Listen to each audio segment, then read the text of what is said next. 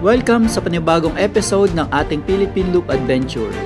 Sa pagpapatuloy, inumpisa na natin ang South Luzon, kung saan madadaanan natin ang kahabaan ng Quezon Province. Madadaanan din natin ang magagandang tanawin at mga karagatan, kabundukan, papuntang Quezon, Camarines Sur hanggang Albay. Kaya tara, biyahe na tayo!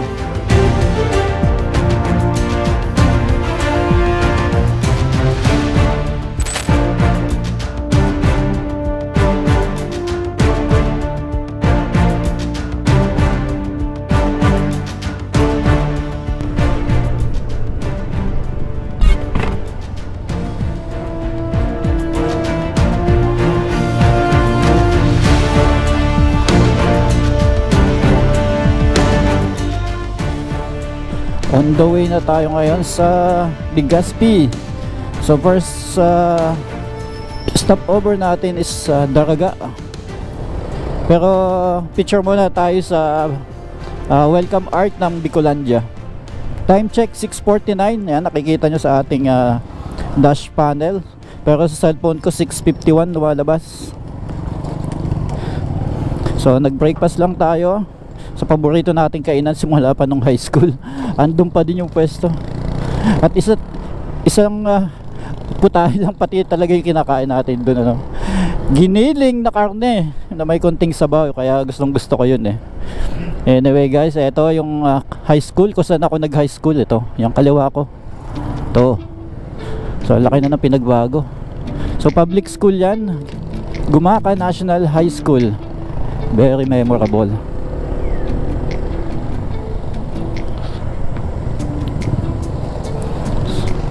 So magpapagas muna tayo guys. 2 bars na lang. Ayan, oh.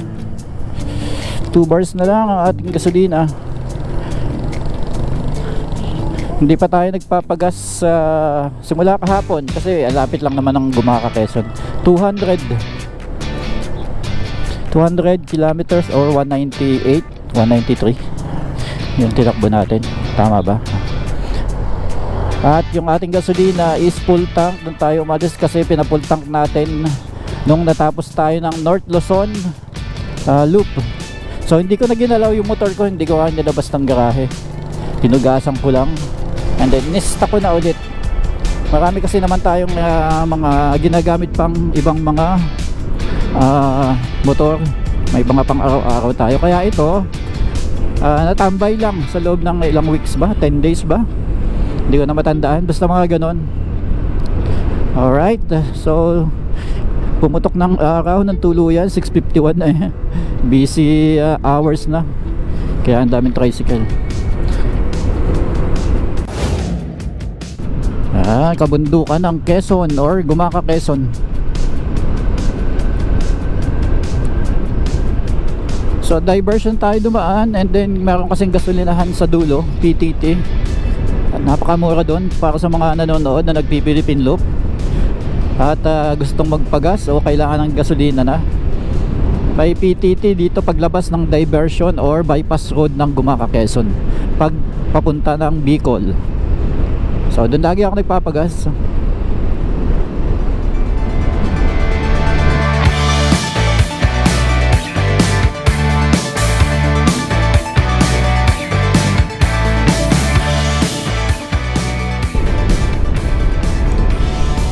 Ayan. So ang gandang dumaan dito guys, napaka komportable, walang traffic, walang truck. Ayan, ito yung sinasabi ko guys. Ayan, PTT. So diyan kayo magpagas. Huwag lang masyadong mabilis dito kasi meron ditong tawid rails. Nandito tayo sa gilid na to. Nandito pa yung magandang kalsada. Kasi doon sa gitna napakalalim na, tsaka nagpuputik na, no? Okay, PTT. First gas for the South Loop or South Luzon. Kasi mamaya ano na tayo. Hop. Yeah, we're here.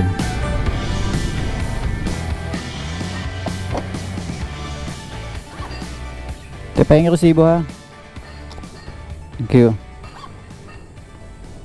So ang ating gasolina for today 403.99. 6.36 liters. Lopez Bypass Road 724. Malapit lang to sa bayan ng Gumaca. Mga ano lang to, mga 20 minutes lang pag nakamotor. 20-25 max. So hindi na tayo pumasok sa bayan ng Lopez kasi matatraffic lang tayo doon. Hindi na tayo sa bypass. Ayan.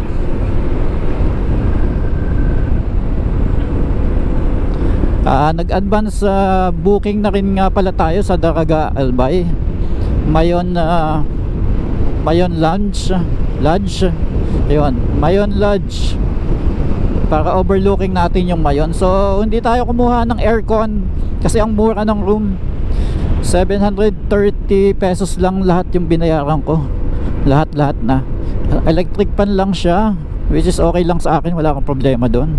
Makakatipid tayo ngayon. 730 pesos. Daming poste, ayun oh. Halos every 15 meters ba yan? O 20. Parang 10 meters lang, ayun oh, sunod-sunod. Supposed to be every 50 meters. Pero ito parang wala pang 10 meters oh. LED siguro yan. Ayun oh, grabe. Dami, liwanag siguro dito sa gabi. So sa amin, bypass road, wala yan eh. Ayan, tapos dito wala na din. Ano ba yun? Binuhos lang dito sa side na to. Lapad, ganda.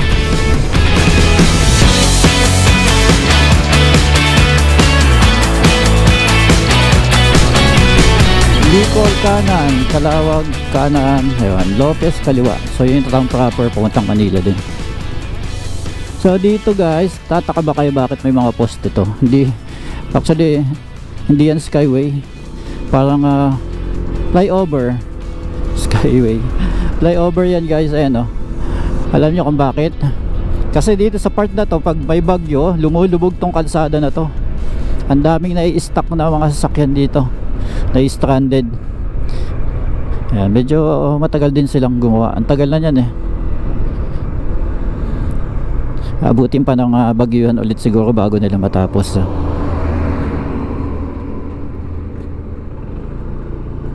Ayan, pangit ng kalsada. So siguro abandon na itong baba na to.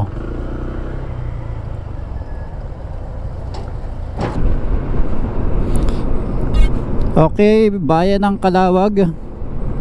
Pero ang pinakang town proper niya, papasok pa sa kaliwa. So dito lang tayo sa may labasan. At may malaking truck sa liko sa unahan natin. Ayun, ayoko na may malaking sasakyan sa unahan. Nahaharangan yung ating view. Tsaka hindi natin nakikita kung may lubak o wala. Gaya niyan, yun oh, lalim. Ayan, so yung kaliwang yan pupuntang Calawag. Yun, pasok.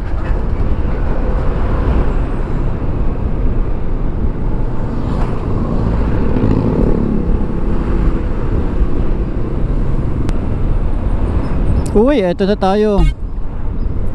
Gateway to Bicolandia. Selfie.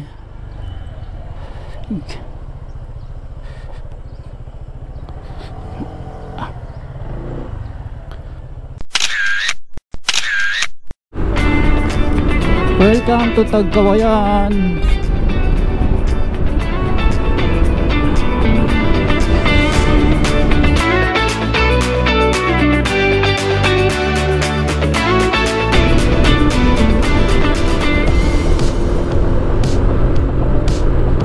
Tunnel 3 dito.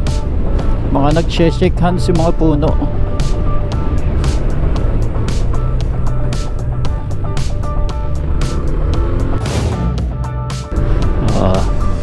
Star ka sa Ragay, o di ba bongga?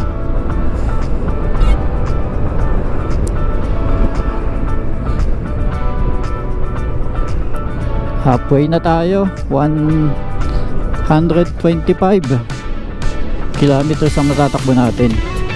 So yung pupuntahan natin is around 252. So halfway na.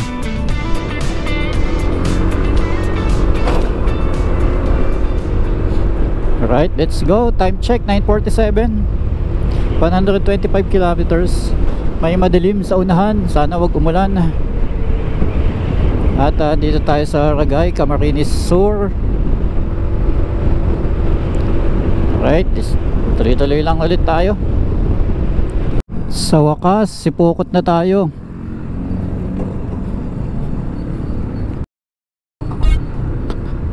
So part pa rin ng sipukot to. Tapos na tayo sa diversion. Grabe, parang minasaha yung katawan ko sa sobrang tagtag. Maganda naman yung kalsada, pero grabe yung tagtag. Sakto lang naman yung aking tire pressure.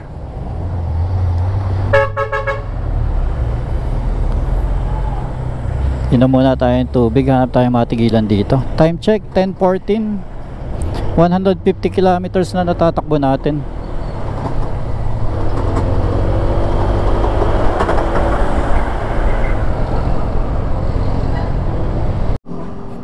Yan, tigil muna tayo dito saglit.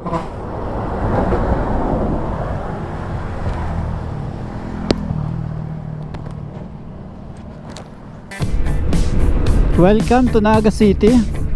Papasok na tayo ng Naga. Ayan o, umulan.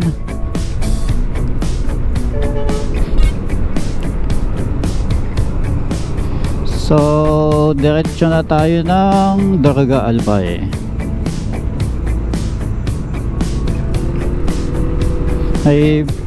May bumabusina sa atin kanina. Naka X-Max siguro, Philippine Looper din yan.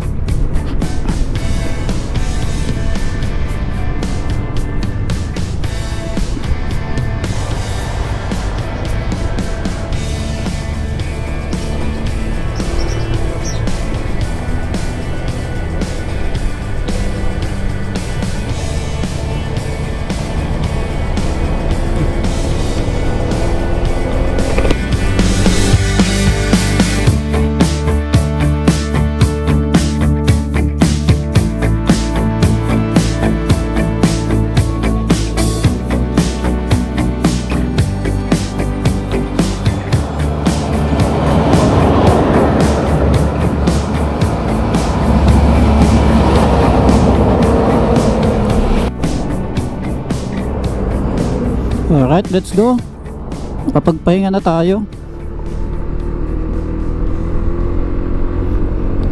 So nag-stretching lang tayo, tapos konting pahinga. Malapit na tayo guys, 38 kilometers na lang, or 51 minutes sabi sa aking map. Buhayin ko nga yung aking comset. Daraga left, Legazpi left, tapos common. So kakaliwa tayo dito.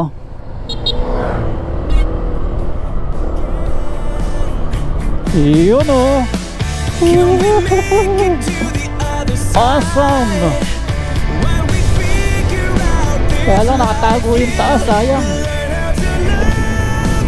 Wow. Sabi sa mapa 1 minute na lang. Ayan o, 500 meters. At nandun na tayo sa ating hotel for today. Kaya lang masyado pang maaga, nagpapa early check-in kaya sila. Time check 1:26. 277 ang ating natakbo. Ayan, yan, nakita ko na yung McDonald's. So dyan na yun. Dyan na yun. Dito lang. Bukas pa ako magmamatnog. Dito ako tutulog ngayon. Pagod na.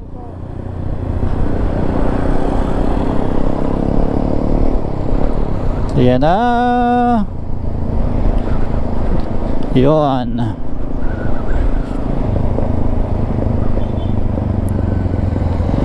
Okay, dito na tayo.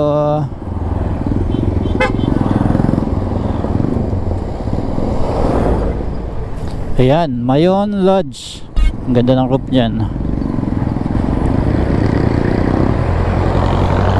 At may McDonald's.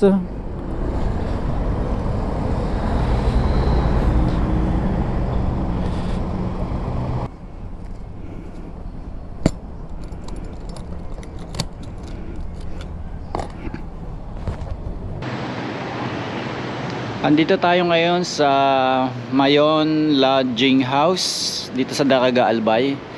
At ito yung view natin sa third floor. Ayan. So ang ganda dito sa taas, may mga halaman. And then may bahay kubo pa doon. Ayun oh. Ayan. Angat tayo.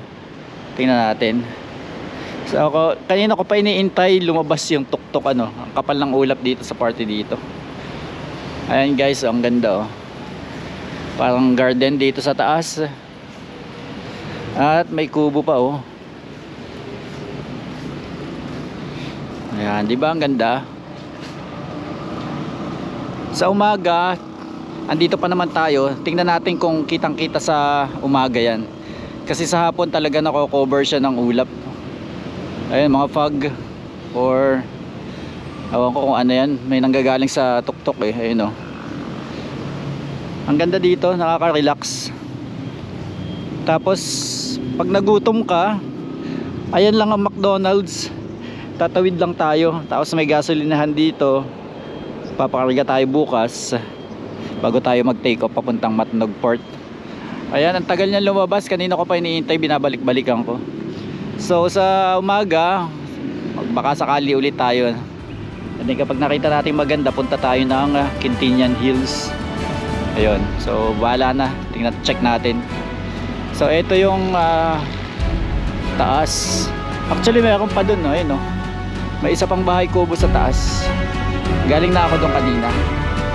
Huwag na tayong pumunta kasi dito okay na dito eh.